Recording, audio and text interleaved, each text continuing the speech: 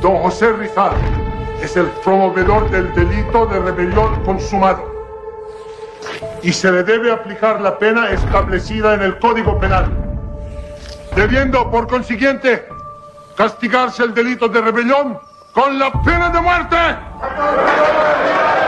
Ang hindi marunong lumingon sa pinanggalingan, hindi makakarating sa paroroonan.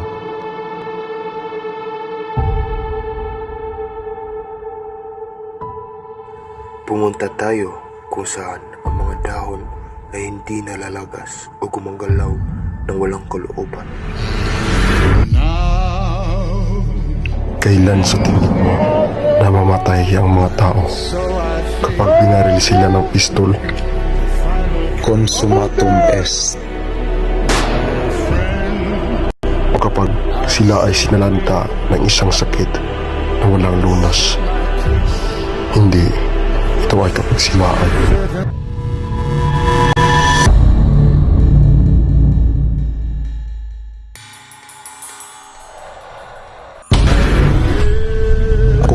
Simon, nagbabalik sa bansang aking sinilangan.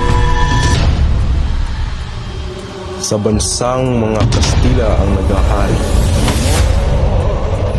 Sa bansang ang sarili nitong mamamayan ay walang kapangyarihan.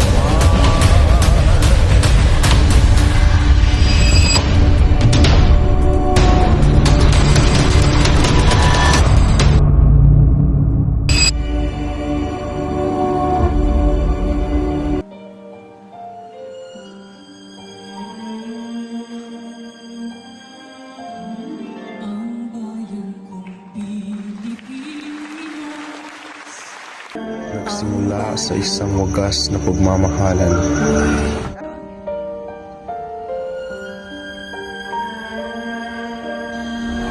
Na napunta sa isang paghihiwalayan. Kaya't ako ay nagbabalik sa bansang aking sinilangan.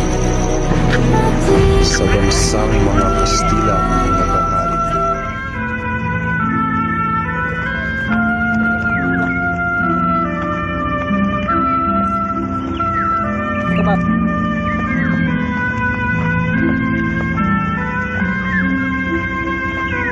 Sa bansang ang sarili nitong mamamayan.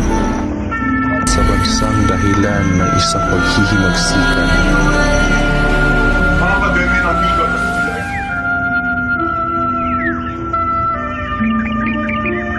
Tingnan niyo, Aliw. Bakit kasama ang buwasa ng Aliw? Di ba siya yung nanay ng dalawang bata? Sa bansang higit na mahalaga ang kayamanan sa pagmamahalan. Sa bansang napako ang lahat.